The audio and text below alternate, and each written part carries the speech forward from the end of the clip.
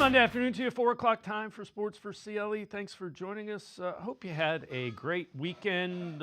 So now the Super Bowl is over, getting onto the Combine in a couple of weeks as far as the draft process goes. Myles Garrett continued his Super Bowl media tour. He was asked on ESPN's NFL Countdown about the trade request and how serious he is. I'm willing to do whatever it takes. Want to have a chance to win those big games, to go out there and compete, to elevate a team as a player, as a teammate, as a leader, and just come in and have an immediate effect. And again, the problem is the $36 million dead cap that the Browns would incur from trading him. So we'll see how that goes. Adam Schefter, ESPN's NFL insider, just what he has heard relative to Garrett's trade request. He was down in New Orleans at Radio Row making the rounds, and basically on every show he kind of just said, like, hey, we're going in two different directions. I don't believe we're on the same page of what we want. So it seems pretty clear that he absolutely wants out of there. This isn't just a money ploy. Now, who knows? That could just be what he was doing on these shows. But is there any movement there? Have you changed your way of thought in terms of whether or not he's going to be a Brown next season or whether or not you think he's going to get traded? Well, I would say this. I think the Browns general manager, Andrew Berry, is adamant on not moving Myles Garrett. And I think it would be up to some team to offer them enough to even get him to try to change his mind, which right now he doesn't seem to be willing to do. And again, that cap penalty is one of the reasons why. All right, relative to some other news in the NFL, came out yesterday that the 49ers have granted Deebo Samuel and his agent permission to talk with other teams about a potential trade. So Andrew Berry always acquiring wide receivers. You had Amari Cooper, then you had Elijah Moore, now you've had Jerry Jeudy, so that's something to keep an eye on. Also, relative to quarterbacks, Aaron Rodgers flew out to New Jersey last week to meet with the Jets about his future with the team. He was told the team's moving on from him. It probably means a June 1st designation that will make him a free agent and allow him to sign with any team in the league on March 12th, beginning of the league year, if he decides to continue to play. Given that Rodgers went all the way out to discuss that with him, this from Jay Glazer, surmising it points to him continuing to play in the NFL, just not with the Jets. So we'll continue to look at that as well. Cavaliers host the Timberwolves today. They'll play Wednesday in Toronto before the All-Star break coming weekend. Cavs have won 2 in a row and also 6 of their last 7. DeAndre Hunter, the trade deadline acquisition that Kobe Altman made, expected to make his Cavs debut tonight. He will be reunited with Ty Jerome, one of his best friends, former college teammate at Virginia, where they won a national championship together. He just was like, welcome. We've been talking about playing together for years. So, for it to actually come together and to actually happen and, especially at a place like this, it's amazing. So, definitely excited. How do you think you'll fit in? I think I'll fit in great. I know a few of these dudes just from, playing basketball. I have a friend in Ty, so, he's going to get me acclimated. But, from the dudes I met and, the ones I knew from before, I think it'll be a seamless, transition. What is the most exciting aspect of coming to a team like this? For me, is winning. Coming from Atlanta, we had down years, had good years. But here, I think it's kind of expected to win. And, that's something I would like to pride myself on because I would consider myself a winner. So I think that would be the biggest thing that I'm excited for. Cavs head coach Kenny Atkinson has said it might take a couple of weeks, a little bit of time to figure out how to best use DeAndre Hunter. In other words, do you bring him off the bench? Do you start him? All things to be worked through. Hunter was brought here because he can guard bigger, more athletic wings, can also guard 4s and some 5s, so he can go big, and it allows him to switch. Seems to be a guy that's easy to coach and that Cleveland's going to really like. I'm just looking to bring my skill set, offense and defense to this team. They're already doing good without me, and I'm just trying to help improve what they already got going on. And is there something that you want the fans to know? Like, what should the fans know about you as a new member of the Cavaliers? I'm going to play hard every night. You know, I'm going to give it my all. You never got to worry about my effort. I'm going to be ready to go every night. Your positional versatility has been something that's been brought up when they talk about you. Do you see yourself as more of a 3 or a 4 at this point? I'm a player. I don't have a position. If I'm on the court, I can make plays. I don't really like to define myself to, a 3 or 4. You have spent most of your career as a starter now, and this year you primarily came off the bench. Do you have a preference as far as that goes? No, I have no preference. Like I said, if I'm on the court, whether it's starting, coming off the bench, I feel like I can make an impact. And like I said, you already had a good thing going, so I'm not trying to mess any other vibes or anything up. I'm just trying to help. And, wherever Kenny sees fit for me, that's what I'm trying to do. Love the answer. Are you 3 or 4? I'm a player, and I want to play, and I can make an impact. All right, Guardians will be in Goodyear, Arizona. Pitchers and catchers due to report Thursday, and most of them are there early. Guys like Juan Brito, who's trying to win the second base job, which is open after trading Andres Jimenez. Brito putting in some defensive work in Goodyear, along with a lot of the younger guys who have already reported there. A little bit later in the show, Keith Law, senior MLB writer for The Athletic, will join us. We'll talk Brito as well as most of the Guardians prospects. Again, that's Keith Law coming up a little bit later in the show. We're going to take a quick time out. Other side of the break, Scott Petrak from the Chronicle Telegram as well as brownzone.com and I going to talk Myles Garrett as well as plenty of Browns. That's coming up on Sports4CLE. Stay with us. Come back to go forward. Back to learning new things. Back to pursuing your dreams. Tri-C has flexible learning options to fit your life. And every year, more than 1,000 local companies provide Tri-C students with real-world learning. The right education can boost your lifetime earning power by hundreds of thousands of dollars. Start now with a college education you can afford. Tri-C, where futures begin.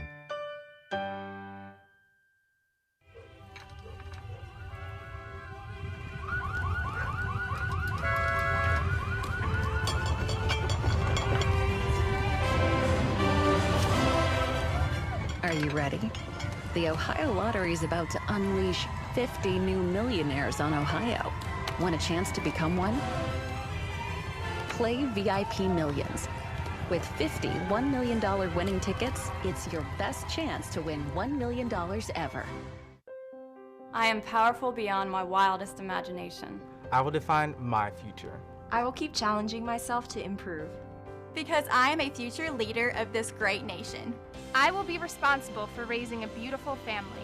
And educating not only my generation, but many more to come. I will make a difference in my community.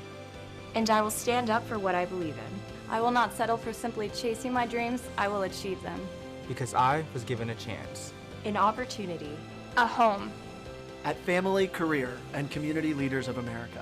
The ultimate leadership experience. FCCLA has been one of the greatest experiences of my life. It's made me who I am today. Join us. We'll build a new future together.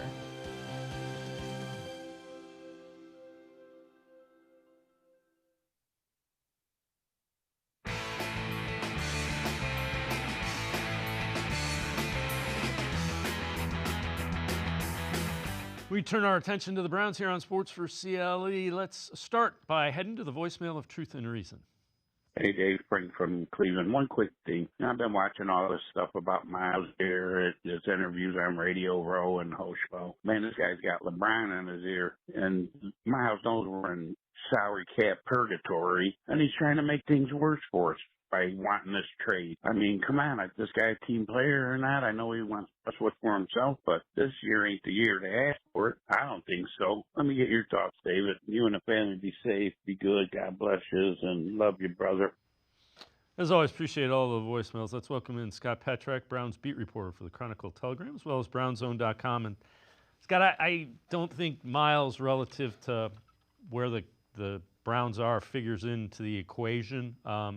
He wants out, and Andrew Berry doesn't have to trade him. There's that. There's just he's got 2 years left on his contract. Yeah, I mean, once you ask to be traded, then I think the team player part of it kind of goes out the window. Miles is looking out for himself, and I think he made that clear that he's trying to get to a Super Bowl, and he tried for 8 years to get to one with the Browns, and it wasn't working, and he's not confident that it can work in the near future. So he's trying to get a Super Bowl. And with that stated, then his concern is not the Browns salary cap situation. It's not who they get back. It's can he go somewhere and win a Super Bowl. So I think, yeah, it stings for the Browns. It probably wouldn't be good for the Browns if they do or don't trade him. We could have that argument. But I think Miles is thinking about himself. And if you want to call it that selfish, you can. I think a lot of people do.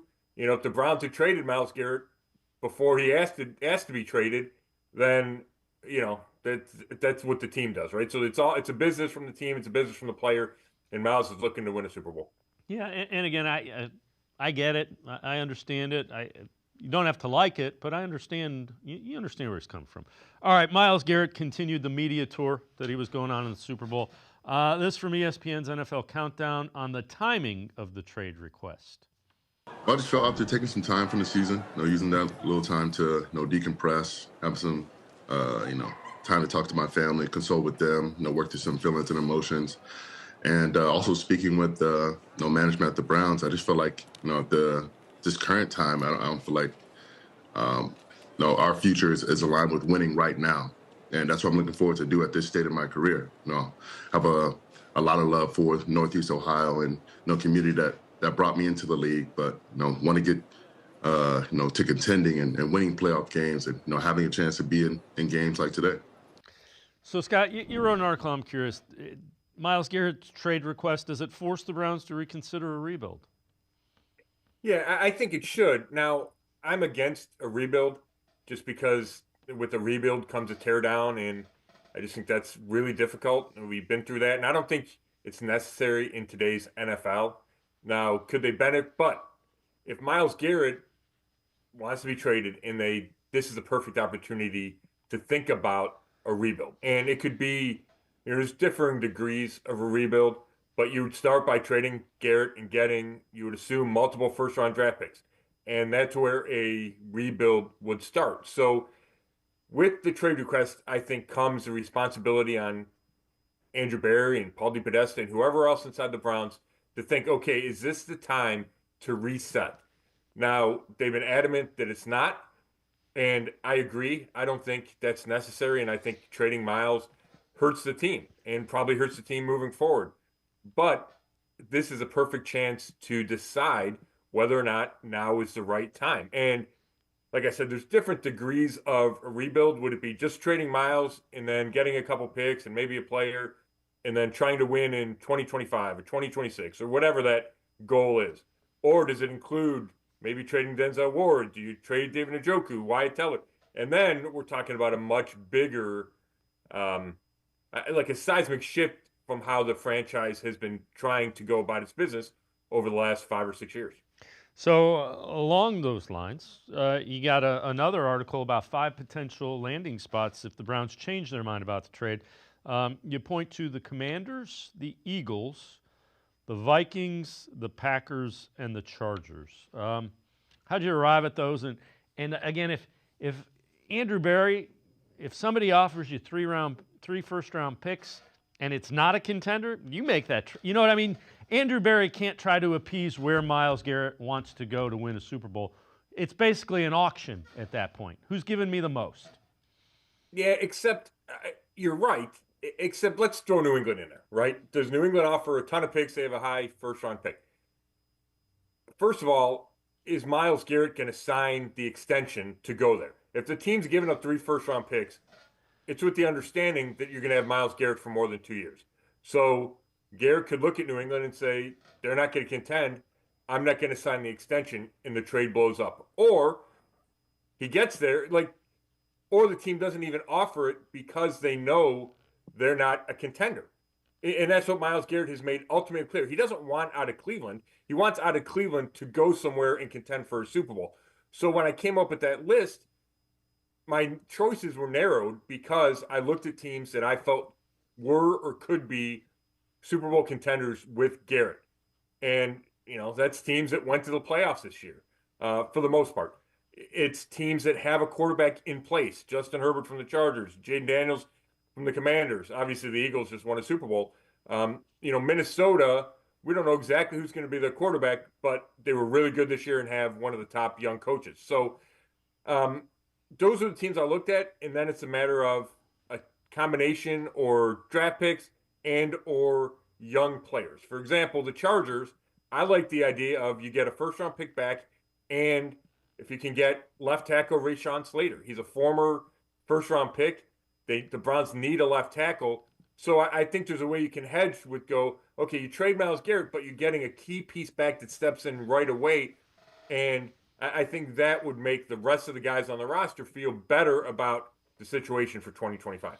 Yeah, it's, again, where he's going to want to go, I don't know that you're going to get enough. That's the dilemma. Because the draft picks, they're going to be in the 20s, and we know how those picks have ended historically for the Browns. Well, I think that's one of the big hurdles to this trade, and one of the reasons, maybe not at the top of the list, but one of the reasons the Browns seem intent on not trading Garrett is they would not get fair value back, and that's part of it is because they would be getting picks in the 20s, you would assume. And even if you get two of those, are those two guys going to add up to the impact that Myles Garrett would have? I would argue no. Now they'd be cheaper and younger, and you have that to weigh in. But if you're talking about winning over the next couple of years, and that's why you have to be careful. Is it a real rebuild, or you're trying to win right now? To whatever degree you're trying to win, I just don't think you're getting back in return what Myles Garrett is worth, and I think the Browns realize that, and that's part of their no stance. All right, so this is also kind of interesting. Browns under contract from the 2021 playoff win. You got David Njoku, who's a free agent in 2026. Bitonio, who's considering retirement. Garrett has requested a trade. Ward is a free agent in 2028. Conklin, 27. Wyatt Teller, 26. A lot of turnover from 2021.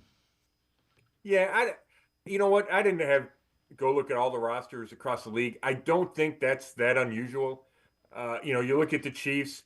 What is it? 5 out of the last 6 Super Bowls they've been to. I think it's Mahomes, Chris Jones, and Kelsey. It's not a long list of guys that have been around for all those, and that's as successful as a franchise as you're going to see. So I think that's the way the NFL. Careers are short. Rosters turn over every year. But it is pretty startling when you see it in black and white, how different this roster is. Potentially, I mean, Nick Chubb's not on this list because he's a free agent, those kind of guys, but just how quickly things turn in the NFL. Well, the other thing that I think of when I look at that, though, is, if everybody's healthy there, that's a pretty good foundation of a team. You've got a shutdown corner, you've got an elite edge rusher, and you've got 3 really good offensive linemen and a tight end that, if he can stay healthy, makes plays. Which is why this whole Garrett trade request, the 3-14 after 11-6, it's such an interesting discussion because you can point to 11-6, you can point to these guys and say, the roster isn't bare bones. There's really good talent on this roster. Now, is there enough? Is it young enough? Is it depth enough? I mean, we can have those arguments, day and night. We have had those discussions, but you can look at a foundation, and I keep going back to this, and I know I get some pushback, but it was only 13 months ago that they were 11-6 and made the playoffs. So I do think there are pieces. Now, whether there's enough pieces, and obviously Myles Garrett does not feel that way, and there's a huge void at quarterback. Yeah, without question. And I would say playmakers. You have Jerry Jeudy and Njoku, and you need a couple more that threaten a defense. Scott Petrick and I are going to step aside, take a quick time out. Other side of the break, back to the voicemail of Truth and Reason. Sports4CLE will be right back. The Ohio Lottery Partners in Education program is dedicated to recognizing exceptional students, teachers, and schools throughout Ohio. Scan the QR code on screen to nominate students and teachers as Academic All-Stars and Teachers of the Month. They must be currently enrolled or teach in grades K through 12. Is your K through 12 school developing students' literacy skills to achieve success in reading? If so, you can nominate your school for the School of the Year. Students can win $100, teachers can win $500, and schools can win $2,500. Scan the QR code, fill out the forms, and nominate deserving students, teachers, and schools today. The Ohio Lottery Partners in Education program takes pride in honoring exceptional students, teachers, and schools across Ohio. Submit your nomination today. It's fun, fast, and free.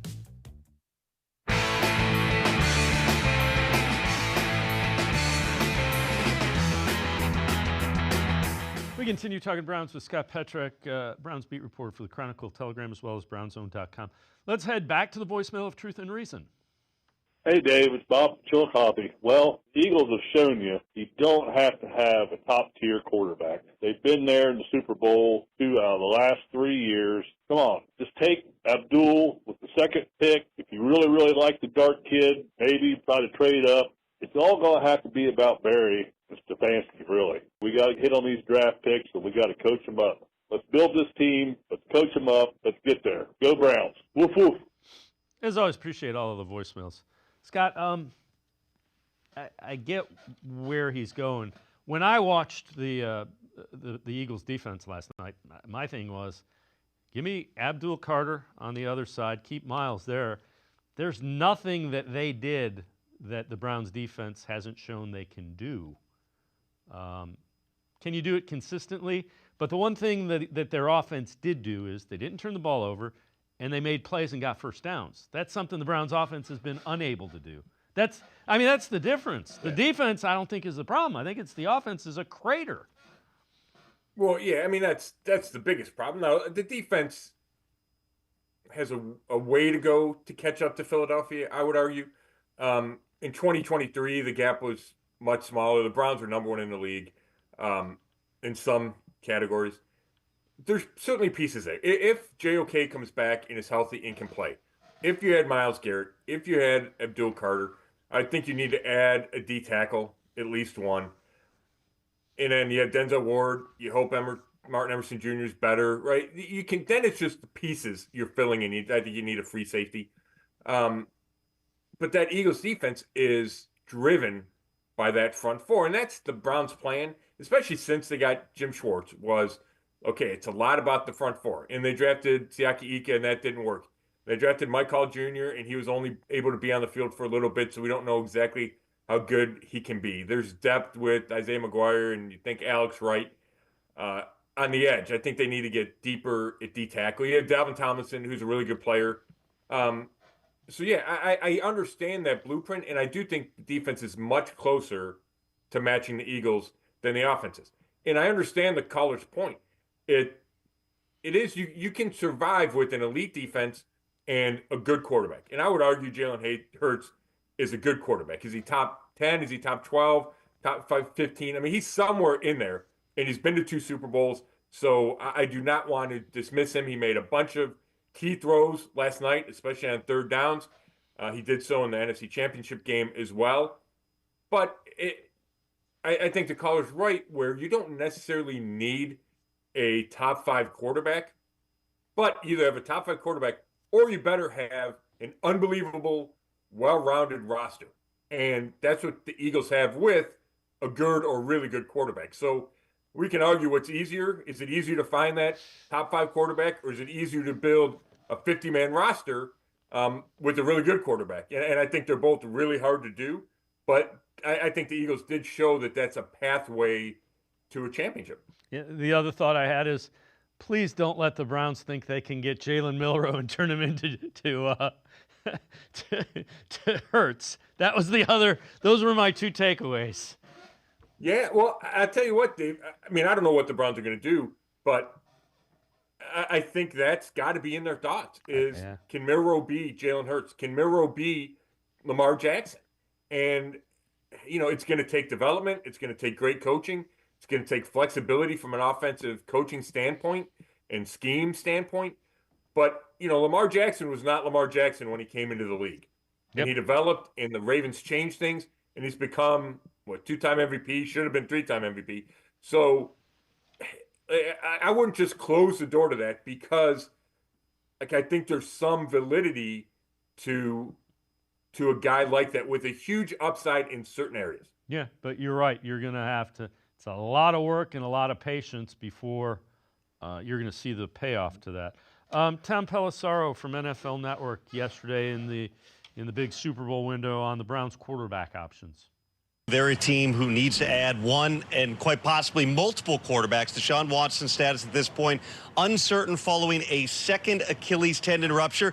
And frankly, my understanding is the Browns were probably going to draft one even if Watson had not gotten hurt. So they are going to be in position to potentially to take Cam Ward or Shedeur Sanders if they feel like the value is there. But regardless, I would anticipate they also add a veteran to the mix. A couple names to keep in mind. Kirk Cousins has a relationship with Kevin Stefanski. He could be an economical option if and when the Falcons release him. And Judy, another one, don't overlook Daniel Jones to Cleveland either. Again, we'll be talking about this until the league year starts and something happens.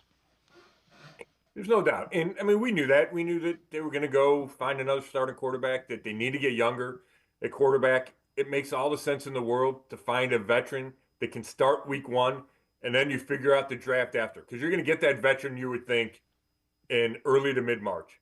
And then you got a month plus to decide what you want to do in the draft. And I don't think anybody they add in free agency, I take that back. If they figured out a way to get Sam Darnold, that changes your draft plans. Maybe a Geno Smith changes your draft plans. You wouldn't draft a guy at number 2. But a Cousins or a Russell Wilson or Daniel Jones, I don't think that changes what you do at number 2. If you like a quarterback enough, you take him there and you figure it out. I don't know if Sanders or Ward would be the guy to step in day one. Maybe they would, and then you have that veteran, on the bench or as a backup or need be. If you wait and take a Dart or take a Milrow or take a Will Howard, whoever it is, then you have a veteran in place, and when you don't have to rush the rookie. So I think that's the approach the Browns have to take. All right, so this is interesting as well. Shedeur Sanders under pressure. This is CFP quarterbacks with 100-plus pressures. He was first in yards, 100 or 1,000, 1,100. He was first in touchdowns with 12 TDs. He was third in passer rating with a 95.2 passer rating. All those are important, but again, still a lot of evaluation to go on with all the rookie quarterbacks. Yeah, there's no doubt. And, part of those numbers is because he's under pressure all the time. Yep. So if you're always under pressure and you're successful, there's going to be a lot of numbers there. I do think the rating is important. I'll tell you what, my biggest takeaway from watching Sanders over the last couple of weeks trying to catch up is how calm he is. And I don't care if there's pressure on him. I don't care the situation. He just takes it in stride. That comes across loud and clear to me just watching him on television, and I think that's hugely important. Now, when you compare him to Cam Ward, I read something else today. It was a different thing that their under pressure numbers are pretty similar, Ward and Sanders. I think Ward has a little more escapability than Sanders might, but I like the idea of my quarterback not being phased, obviously, not being phased by pressure and guys in his face, because you're going to have to make a bunch of throws that way to live in the NFL. All right, this is also kind of interesting. This is from NFL Rookie Watch about another quarterback. Kyle McCord reportedly flying up draft boards. Recent news. McCord scored in the 99th percentile of the S2 cognition test. One NFL scout believes McCord is a combination of Baker Mayfield and Jay Cutler. Man, I didn't read that before. That's a scary thought. And that he could be taken in the late first. His head coach believes McCord is the best quarterback in this year's draft. Don't be surprised if the Syracuse QB comes off the board within the first 40 picks.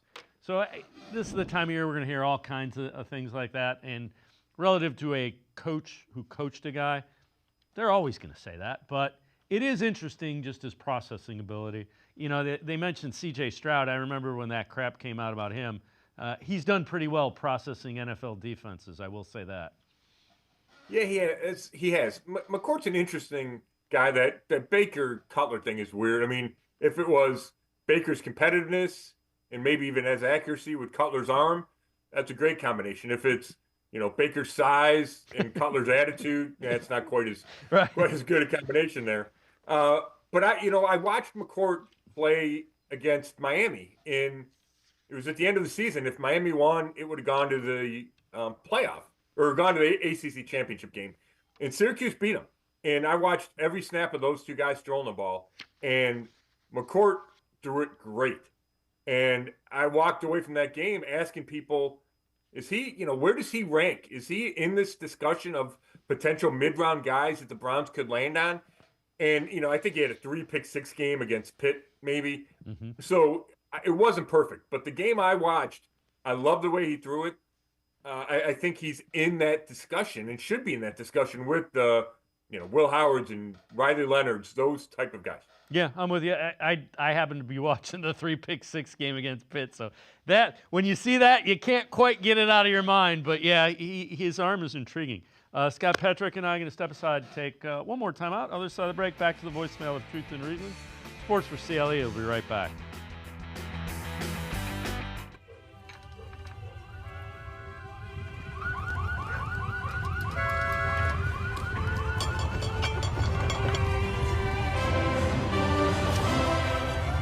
Are you ready? The Ohio Lottery is about to unleash 50 new millionaires on Ohio. Want a chance to become one? Play VIP Millions. With 50 $1 million winning tickets, it's your best chance to win $1 million ever.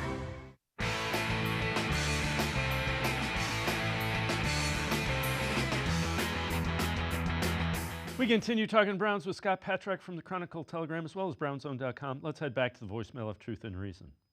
Hi, Dave Howard from Marin. Just some thoughts after watching the Super Bowl. Miles is playing the villain, so if he can make the fans in Cleveland want to get rid of him. I think also that Miles is not throwing AB under the bus. He's actually driving the bus. I know he's not a good general manager, but he seems to be a decent guy and a family man, so I don't think that's nice. And if I were Andrew Berry, I would not give in to his wishes. I would keep him for at least a year, possibly 2 years, and trade him only for a quarterback. Things are going to get really ugly in Cleveland. Take care. Great show. Thanks. Bye.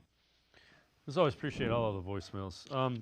Scott, again, the cap hit goes down if you don't renegotiate. Right now, the reason I wouldn't trade him is because you're hampering your ability to improve your roster by doing that, because you take the $36 million dead cap hit. That's $36 million you don't have to spend on upgrades to a roster that needs upgrades. Yeah, I think that's a huge part of this. You know what? I don't think it needs to get ugly. I know that maybe that feels like the direction it's headed, but I think as much flirting as Miles did on Radio Row at the Super Bowl, he always said good things about Cleveland. He acknowledged the fact that the Browns don't have to trade him. So I don't think it's reached any level of ugliness that both sides couldn't come back from. So I would, just for the sake of things, I think it'd be great if it stayed that way. I think there's a way that Miles comes back and he's happy and they move forward and they try to win in 2025. I do think that's on the table. I think that's the Browns' plan. But the caller said things are going to be ugly, and I think he meant from a win-loss perspective. And if that's the case, if you're convinced that it's going to be ugly, then you might as well trade Myles Garrett.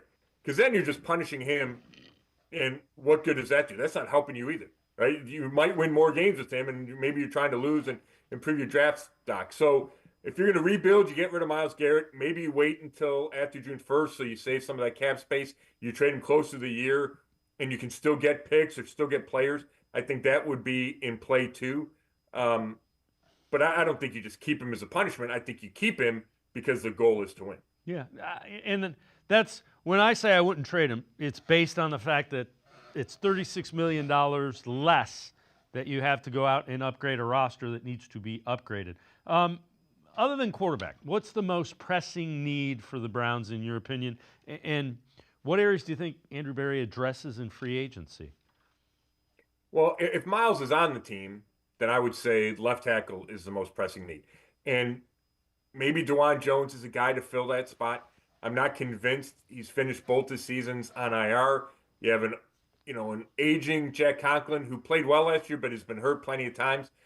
So I think a left tackle is hugely important, and then you have options. You have the new guy, DeJuan Jones, and Jack Conklin. If you trade Miles, then defensive end becomes the number one need because they don't have a number one pass rusher. It's immensely important. It's probably the number 2 most important position on an NFL team. So edge rusher, defensive end would be number 1. The other areas, I think they need a defensive end regardless if they keep Miles, but it's probably not in my top 2 priorities. We talked defensive tackle earlier. I think they need top of the depth chart talent there. I think they need to add a receiver. They need to add a tight end, and they need to add a running back. And they probably need a new free safety because I don't think Juan Thornhill's going to be here. So Yeah. it's a pretty substantial list. Yeah, it is, and it's going to be tough to fill that. You're going to have to draft. You're going to have to draft well. All right, which veterans on the Browns do you think are most likely to be traded? And I suppose you can include Miles in this. Just who do you think is most likely to be traded veteran-wise for the Browns? Yeah, I mean, I would put Garrett on there just because, he's asked out and whatever. I think it's probably 50-50 chance whether or not he's traded. I think if you do trade Garrett, then it opens the door for several other trades. Could Wyatt Teller be traded? Could Denzel Ward? Could David Njoku? I think all those would have to be considered if you traded Garrett. If you take Garrett out of the equation and say he comes back, I would probably say Greg Newsome because I think the Browns want to get rid of the contract and the salary cap hit. And last year you could, I think they would hope to trade him. I don't think you get a lot back, but I think they would see value in trading him. After that, maybe Teller because he's older and he could step in somewhere and maybe help a team get over the hump. All right, so we know that Andrew Berry is traded for Amari Cooper. He's traded for Elijah Moore, and he's traded for Jerry Jeudy. So he's made successful trades for wide receivers really the last few years. There are some wide receivers who are said to be available of Deebo Samuel, DK Metcalf, Cooper Kupp, Garrett Wilson, and George Pickens, all wide receivers that various amount of people think are going to be traded. Who do you see Andrew Berry acquiring, and who would you like to see him? So if one is more likely and one you think you'd rather see. Yeah, you know what? I think Andrew and I might agree on this, that it would be Garrett Wilson. And I say that because I don't think they want the headache of George Pickens. As good, as immensely talented as he is, he's a pain. And Steelers know that, and if the Steelers are trading him, then that's just increased evidence that he's too tough to deal with. And I don't think the Browns want that. I think Cooper Kupp, I think his skill set might be too similar to Jerry Jeudy and he's getting older. The same thing with Deebo. I like the idea of a younger guy, which Garrett Wilson is. I like the idea of a guy that can take the top off the defense. I don't know if Garrett Wilson, that's his strength, but I think he can do it. I think he would be a better pairing with Jeudy than those other guys. From a talent perspective, it would be George Pickens in a heartbeat. I just wouldn't take on that headache. Oh, yeah, that would be – yeah, I'm with you. Yeah, I'm with you with Pickens 100%. That's why they didn't draft him. Yeah, no. The Browns had a chance. Yeah, and as you've watched it play out, there was that looks like might have been a decent decision to pass on that. Guys, yeah, I agree. Guys that are that talented usually don't change teams, and it looks like George Pickens is headed to changing teams. Yeah, and Mike Tomlin is good at handling those kind of guys, and we've seen it with several receivers with the Steelers. Antonio Brown was great with them, left and imploded. Deontay Jackson has had a little bit of the same, not to the degree of Antonio Brown, but hasn't had any success since he left. I just think Pickens, there's a lot there off the field, and I don't know if the Browns are set up to properly handle a guy like that. Without question. Scott Petrak, is always great stuff. Appreciate the time and the insight. Thanks very much, Scott. Thanks, David. Scott Petrak, make sure you check him out. Brownzone.com on the internet. Also the Browns beat reporter for the Chronicle Telegram. We're going to step aside and turn our attention to the Guardians. Keith Law senior MLB writer for The Athletic. Straight ahead, talking Guardians farm system. Sports for CLE. Be right back. Stay with us. Come back to go forward. Back to learning new things. Back to pursuing your dreams. Tri-C has flexible learning options to fit your life. And every year, more than 1,000 local companies provide Tri-C students with real-world learning. The right education can boost your lifetime earning power by hundreds of thousands of dollars. Start now with a college education you can afford. Tri-C, where futures begin.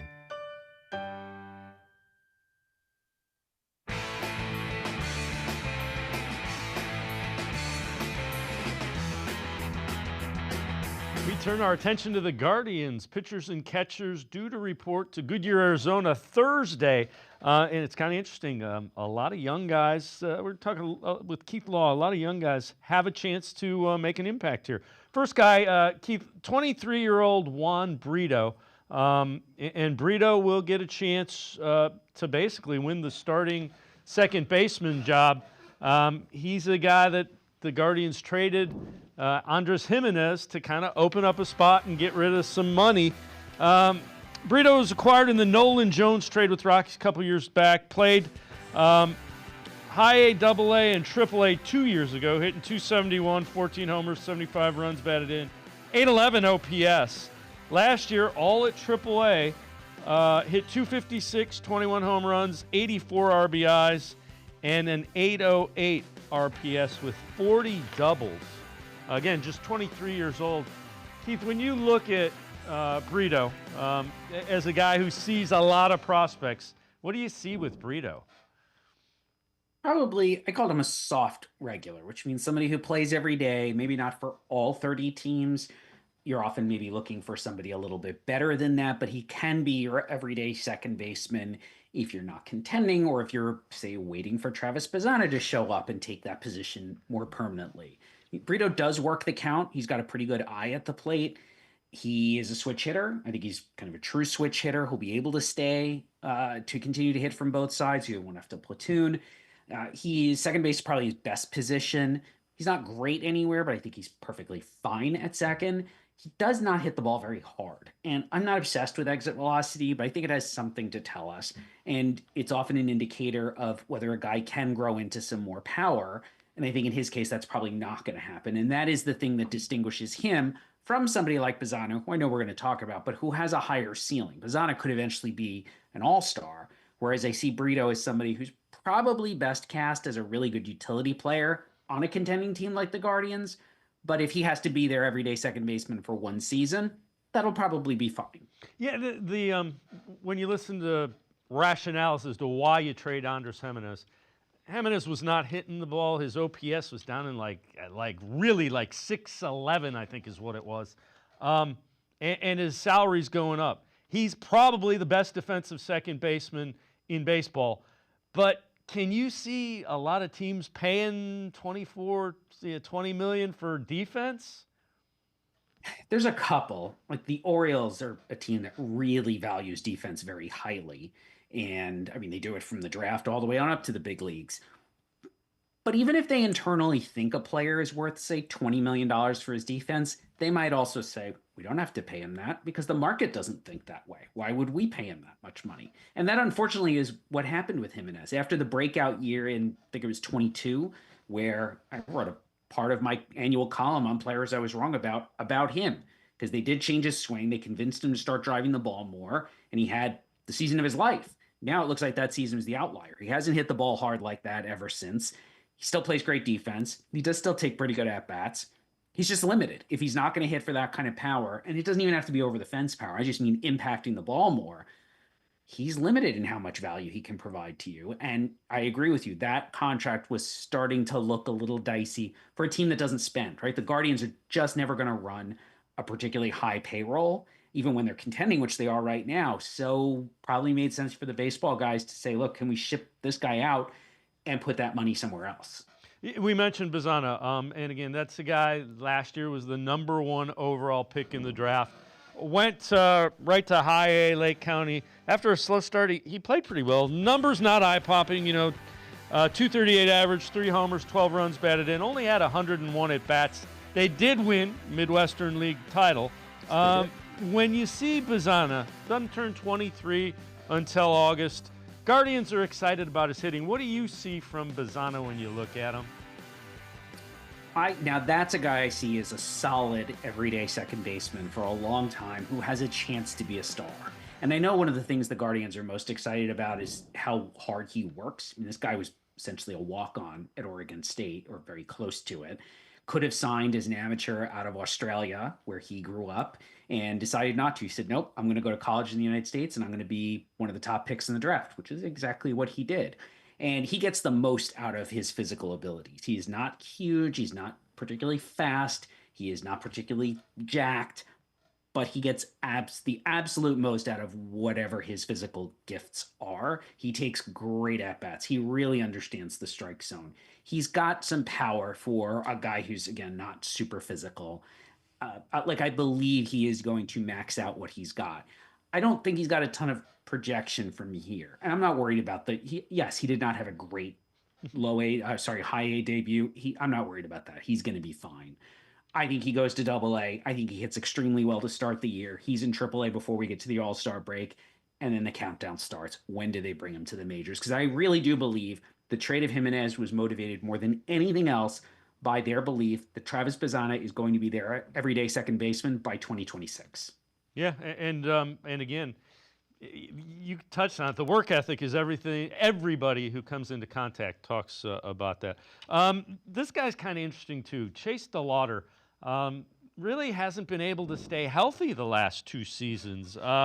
He hit well in spring training, and then he hurt his foot again. He played only 39 games. High A, Double-A, Triple-A, hit 261, 8 home runs, 24 RBIs. 2 years ago, he hit 355, but only 57 games between rookie ball, High A, and Triple-A. 5 homers, 39 runs batted in. Has hit really well in Arizona in the Fall League a couple of seasons. When you look at DeLauter, that's a guy, if he can hit for power, he's exactly what Stephen Vogt and the Guardians need in right field. How does he project in your eyes? What do you see with him? Well, I've got a very mixed view on him, which is, first of all, everything you said is true. He has performed really well against right-handed pitching whenever he's been healthy. He hits them for average. He does hit them for power. He seems to really control the strike zone against them. He doesn't hit lefties at all. I don't think he's ever had an extra base hit I don't think he's ever had an extra base hit off of a left-handed breaking ball since he got into professional baseball. And his performance against them is really pretty poor. But he hasn't faced them a whole lot either, so he hasn't had a lot of opportunities to get better. What you said about him not staying healthy is also true. And health is a skill. Availability is a skill. I'm not blaming him. I'm just saying this is a fact. He has not played very much. It's 96 regular season games since they drafted him in 2002, 2.5 seasons ago. That's pretty light. And I do think it's held back his development a lot. Readers of my work know I hate his swing. I just don't think it works. I think major league pitchers are going to exploit it. I think you can run hard stuff in under his hands. I think the way his swing works, it is almost like he's scooping the ball out towards right field, and you can pitch to a guy whose swing is sort of that grooved and that specific. And he's going to have to make a pretty big adjustment when he gets to the big leagues, when they do that to him. And that requires being healthy and getting a lot of reps. So I had him 6th in my ranking of the Guardians' top prospects, probably a little lower than people might expect given where he was drafted. But I just see a lot of concerns here, from health to the issues with lefties to the fact that his swing is so unorthodox and I think presents vulnerabilities to pitchers who can attack it. All right, a couple more position players, and these are younger guys. They're further away. Angel Yanel turns 21 in May. In High A and A-ball last year, hit .330 with 10 homers, 71 runs batted in, and he stole 25 bases. What do you see with him? He's really interesting because he's gotten a lot bigger in the last couple of years too. He was listed at I think he's still listed at 5'9", 150, and multiple people who've been around him said nope, ixnay on both of those actually, that he's taller and he's quite a bit stronger. So much so that they worry that he now might actually end up outgrowing shortstop, but everyone seems to think he's really going to hit. He's another switch hitter, a true switch hitter. A little more power from the right side, a little more hitting for average and contact from the left side. Can totally live with that. Maybe he moves to second base. Maybe he moves to third base. He's not that fast of a runner, but he's got a really good idea on the bases too. He's just a smart baseball player all around. Great instincts, great feel, seems to control the strike zone pretty well so far after a year, the last 2 years in low A and high A. The data we have says this guy's got a pretty good approach for someone who's quite young and whose body has changed on him very quickly. So I have him second in their whole system. I think he's got a chance to be a star. Even if he moves off shortstop, I think the bat is going to be enough to make him a potential all-star at second or third, or maybe they have to try the outfield just because they have so many guys. The guy at third base right now in Cleveland's pretty good, and I don't think he's going anywhere. The last guy is even younger, Jason Churio, and Jackson Churio's little brother. Had a breakout year for the Brewers. Turns 20 in May, spent all last year in A-ball, hit .269 and stole 44 bases. He hit 24 doubles, had an OPS of 812. Again, doesn't turn 20 until May. What do you see with Jason Churio? So he's not quite his brother. I mean, I think Jackson Churio is a superstar. He might end up one of the 10 best players in the National League this year. I think Jason's got a chance to be a really good regular because he stays in center. And he is a switch hitter who's got to work a little bit on his swing from the right side. If he can stay a switch hitter, show that he can bat every day, there's enough defense to make him an everyday player in center, particularly because he really knows the strike zone. He was among the top 10 in all of the minors in total walks drawn last year. I do think that's real. I don't think that's passivity. I think this is just a guy who really knows how to distinguish a ball from a strike. So his swing decisions are really good. I don't know if there's going to be enough impact with the bat in terms of doubles or home run power to make him more than a solid regular, but you could see that as sort of a best case scenario. I try to always distinguish between this is what's likely and this is what happens if everything works. And in his case, if everything works, it's 20 homers, it's great defense, it's a ton of walks, that's a star. More likely he ends up maybe in the 12 to 15 homer range, not a ton of doubles, but still has the great defense and still draws a lot of walks, and it's a really good regular. Keith Law, the senior MLB writer for The Athletic, and I are going to step aside, take a quick time out. Other side of the break, we'll talk a little bit about some pitching for the Guardians. Sports4CLE, be right back. Full Court Action is a half hour devoted exclusively to men's and women's basketball from across the Mid-American Conference. Hello, everybody. I'm Dave Bacon. Join me at 6:30 Tuesday nights, and we'll meet the coaches and players from the Mid-American Conference who are making an impact in basketball. Full Court Action will spotlight the top plays and performances from all across the Mid-American Conference with some historical action as well. Catch Full Court Action Tuesday nights at 6:30 on Rock Entertainment Sports Network.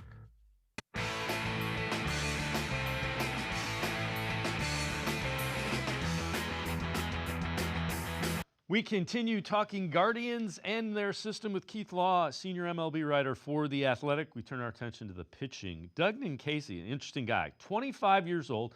Last year, he split time between AA and AAA and was actually pretty good. A 7-4 record with an ERA under 3 at 2.98. Pitched 123 and 2/3 innings, struck out 123 batters, just 53 walks. Opponents only hit 192 against him. Keith, when you look at Doug Ninkasi, what do you see? That's a college guy that probably doesn't have the blazing fastball. I worry about guys like him, and they have a lot of guys like him in the Cleveland system, who not only does he not throw that hard, he doesn't really have an out pitch, something that I think is very likely to get major league hitters to swing and miss. Now, it's fine when Cleveland drafts those guys because they have a track record, guys like Shane Bieber and Tanner Bybee, who they've brought in like that, and then they got better. Ninkasi's been in the system a couple of years, and it's still basically the same stuff. So I see him as somebody who will pitch in the majors. Maybe he's an emergency starter. You need a guy to come up and make a start or two because someone's hurt. More likely he's a long reliever, maybe even a short reliever, because I think because of the lack of an out pitch, if you try to start him and he's facing opposing hitters 2 or even 3 times in a game, they are going to catch up to him. It's just a very fine line to walk at this point when you consider what hitters are used to facing, when they're used to seeing a lot of 97 or a lot of these wipeout sliders. You don't have one of those. It's difficult. It's not impossible, but it's difficult to be a starter with Ninkasi's type of stuff. So forever, the Guardians had a lot of this pitching. Is the strength of their system kind of the younger guys now, and especially when you talk about pitching? Mm-hmm. Yes, I would agree completely. I actually think their system is much deeper on the position player side. And if you're talking about near-term impact for the major league club, it's definitely on the position player side. But that said, last year's draft in particular saw them, after taking Bazzano with the first pick, really focusing on high school pitching, which they're one of the few clubs I would say should do that because they have such a strong track record of developing these really young pitchers and turning them into either good big leaguers for themselves or potentially players they could trade at some point to get major league help at another spot. Since you mentioned that, so there's three names, Braylon Doty, Joey Oakey, Chase Mobley. So, and you and I had talked last year, they got Bazzana for below slot, which enabled them to overspend on some young high school arms. Of the guys that they got, the young high school arms, who intrigues you? Who do you think has some real upside? Doty would be the best of the three, although I think all three of them have some upside. But he's got a real ability to spin a breaking ball. Like just that ability to spin a ball, to create a high spin rate, or just create a ball that breaks a lot.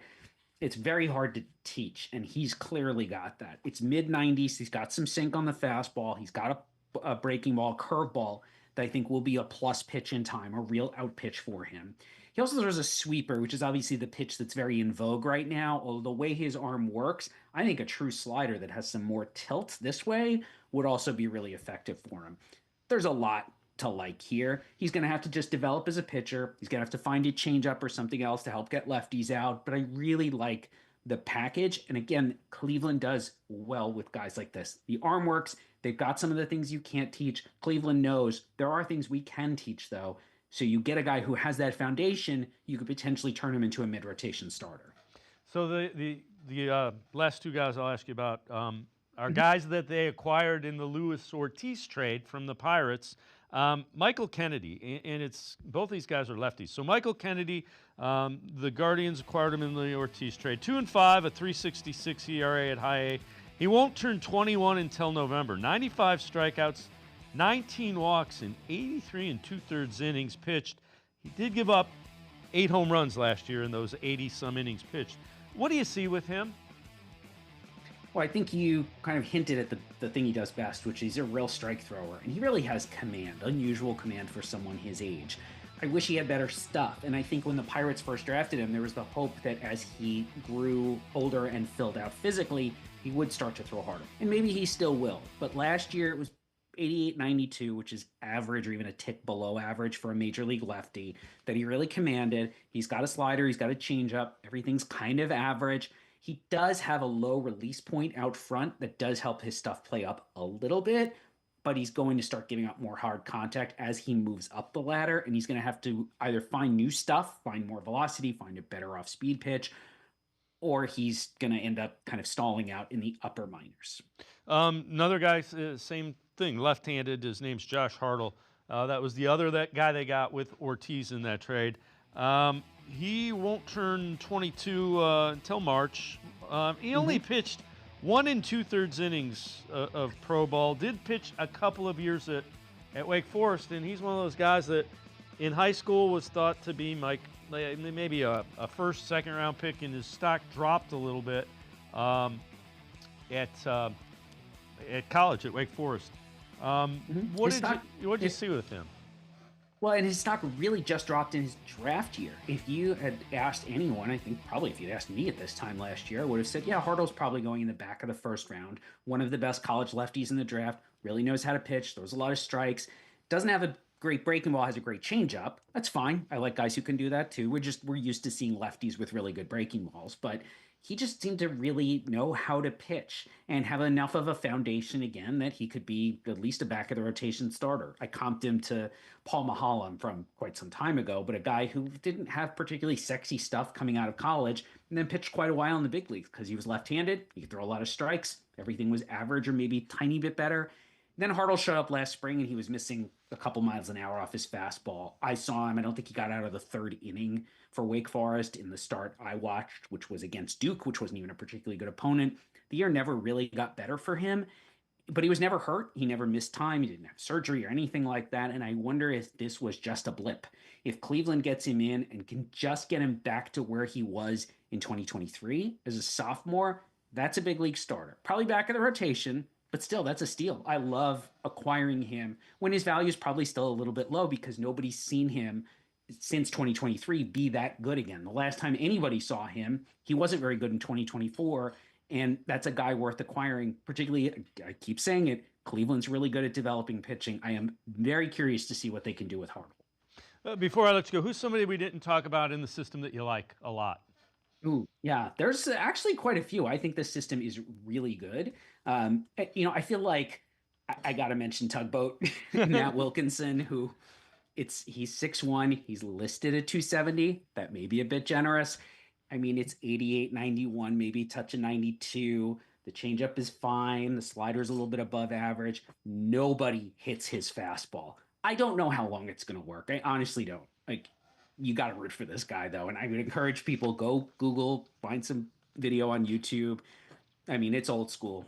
Ball players don't look like that, but we don't care what your body's like if hitters don't hit you. So he's a super fun guy to watch. And the last guy I'll mention is kind of my sleeper for their system. They had a 19-year-old, or he's 19 this year, Weldon Francisca, middle infielder. Probably ends up at short. Probably ends up at second, but he plays short now. He's going to have some real power, though. I mean, this might be the next impact bat from their Latin American program. I'm not saying he is Jose Ramirez, but it's sort of that line, right? A guy who's, he was a little short when they signed him. He's never going to be huge, but he really impacts the ball for a guy his size and will play somewhere on the infield, just probably not a shortstop. Keith Law, thanks so much for the time and the insight. Appreciate it very much. Thanks, Keith. My pleasure. Keith Law, make sure you check him out. He is the senior MLB writer for The Athletic. Always does a great job and knows each of the systems as well as he just let you know about the Guardians. It's going to do it for this edition of Sports for CLE. We will see you back here tomorrow at 4 o'clock. Have a great night, everybody. See you tomorrow at 4 on Sports for CLE.